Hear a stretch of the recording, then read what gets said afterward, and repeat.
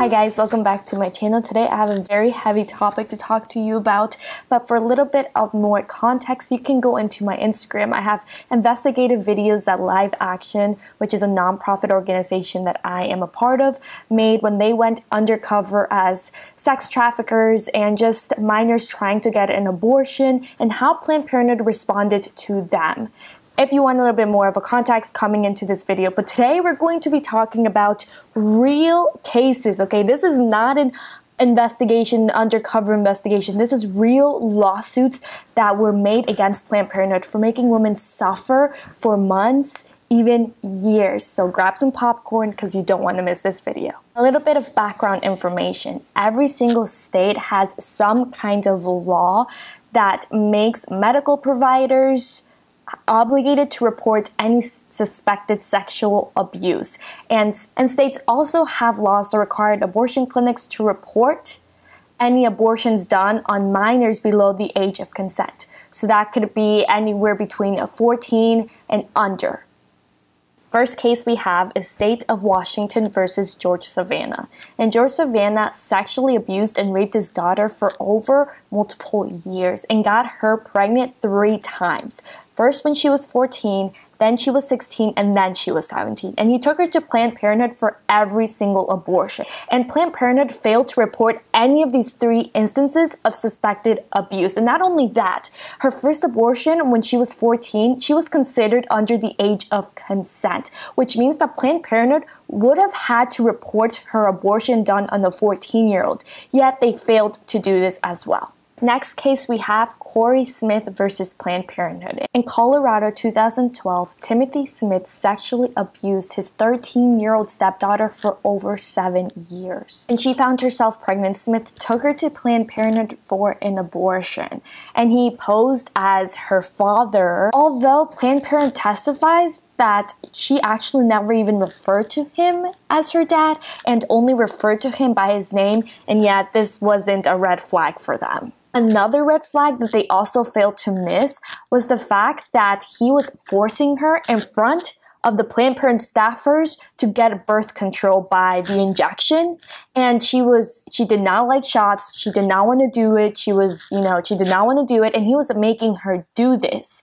And while this whole conversation is out in the open in front of these staffers, none of the staffers bothered to do anything, and this doesn't raise flags to them. In court, one staffer even testified that she didn't report or anything because, quote, being 13 and pregnant is not a red flag. Apparently, the law thinks so. The daughter then decides to come open with her mom about the sexual abuse, and her mom actually brings a lawsuit towards Planned Parenthood. One, for not notifying the parents and getting their consent because they didn't even verify that was even her real dad. And second, for not reporting the suspected abuse of her daughter. And also not to say that that victim was under the age of consent. So even if they didn't suspect an abuse, they still had to report the abortion done, and they failed to do that. Next case, we have Ohio versus Planned Parenthood of Southwest Ohio region. And this is a case of a victim who was at the time 14 years old when she was pregnant by her 21-year-old soccer coach. The coach sent her to Planned Parenthood to get an abortion. And her coach tells her that when she's writing in the contact information to put his number as if he was the dad. And then when he went to Planned Parenthood to pay for the abortion, he posed as her stepbrother.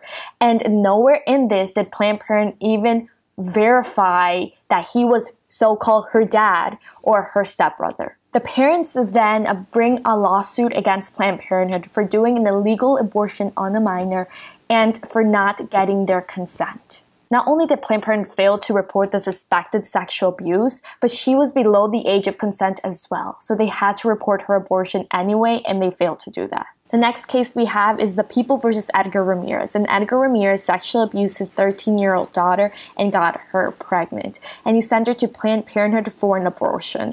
And Planned Parenthood failed to report the abortion done on a minor and the suspected sexual abuse.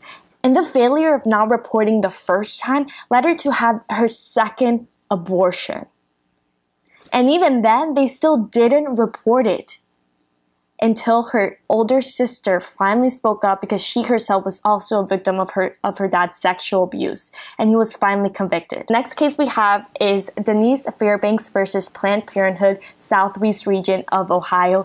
And again, we have in Ohio, except this time in 2004. At the age of 13, Denise began to be sexually abused by her father. It wasn't until she was 16 years old when she got pregnant and her dad sent her to Planned Parenthood for an abortion.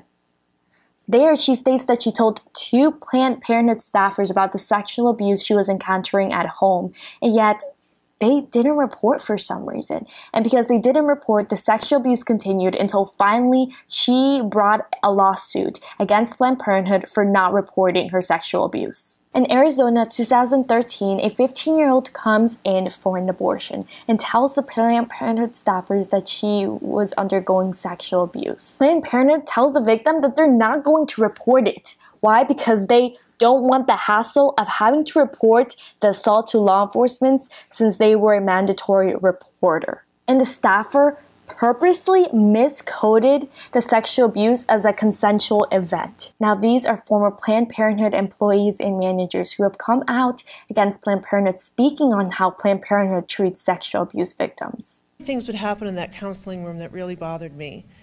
There'd be girls coming in with their abusers.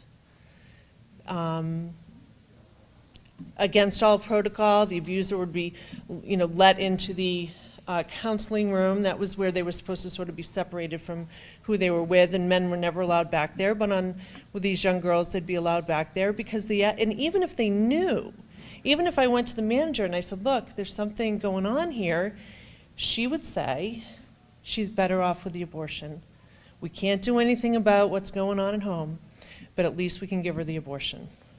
On human trafficking and statutory rape, and I was telling Planned Parenthood staff of Corpus Christi and the Gulf Coast, basically, you've got to report when you see a girl coming in with an older man that you can tell is not her father, you know something's wrong, you've got to report that. It's considered human trafficking. It's also considered statutory rape. You've got to report this. And they started laughing. And I said, well, I don't think there was anything I said that was funny.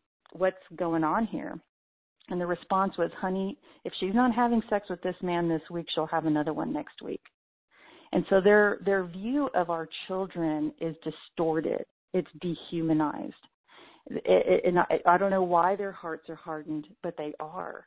And so when a girl or a young man goes there for an abortion or condoms or testing, they don't see them with compassion anymore, or if they ever did.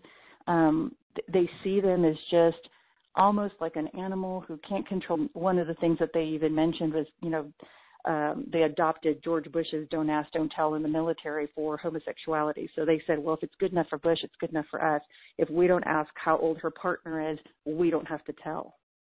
And so Planned Parenthood actually allows victims of human trafficking to continue to be victims of human trafficking. And they're okay with that. I went back to my office and I told my supervisor, listen, I'm trying to teach them about key concept on Title 10. They're admitting that they're not going to report cases of statutory rape. The response from my supervisor was, your job is to teach them the key concepts, and that's it. And she was really upset with me that I challenged that. Planned Parenthood, your Planned Parenthood, the other ones you knew about, treat cases of child sexual abuse. We were all required to be mandatory reporters, but if we saw a case of questionable abuse, or even for sure, I mean, this kid is being abused, we really were discouraged from calling it in just because they didn't want to have the trouble, the angry parent, the angry boyfriend, whatever it was. So more than once I was told, no, that is not reportable, you don't need to call it in. So Planned Parenthood management was telling you, and you would even ask about cases of suspected child sexual abuse, and they would tell you, don't call it in. Don't call it in, correct. Of young girls going in, suspected correct. abuse. Mm-hmm. Correct. So after the investigations that were happening, that Live Action was doing and exposing what was happening at Planned Parenthood with child sexual abuse cover-up, my photo ends up in the facility. Did Planned Parenthood address that with the staff at all? Change their policy to start reporting? No, no, quite the contrary. I mean, I actually did call in a suspected case one time, and I got trouble for that. Should have called management first, you know, found out if that was reportable or not, and I just called it in because I knew it needed to be reported, and I was a mandatory reporter because of being a foster parent as well, so I felt like I really needed to, but that was frowned upon. So you had a warning poster up of me, but there was no reporting, and it was in fact discouraged to report child sexual abuse. Correct. Incredible. Told her that she had to get an abortion because he says, I'm not even sure if this baby's mine anyway. Wow. And she told us that he was the only man that lived there. Was there alarm bells raised? What did No, Planned Parenthood do? not really. And I went as far as to write down her information, and I came so close to just trying to report it myself, but I was told. I told my coworker I was thinking about doing this. She says, I would not recommend that. She goes, unless you want a lot of problems, I would recommend you don't do that.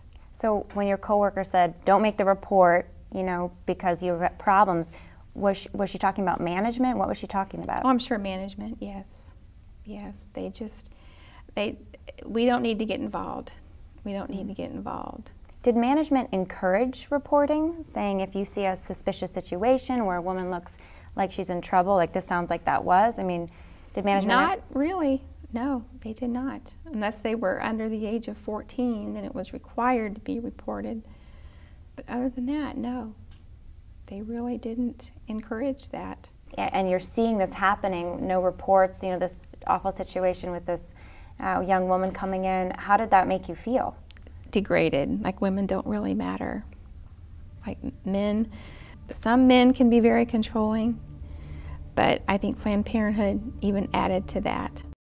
Thank you guys so much for joining me for this video. I know this is a hard topic, but please share this to your friends, share this to everyone who needs to know, and let's expose Planned Parenthood. If you want any articles, any links to court cases, if you also want to see the video where Live Action actually interviews the attorney that was on the cases, 2 cases versus Planned Parenthood, then I'll link everything down in the description and you can see all of that. But I'll see you guys next time, and you're not going to want to miss it because we're going to be talking about how Planned Parenthood makes its profit, and I'm telling you, it's not by helping women. I'll see you next time. Bye.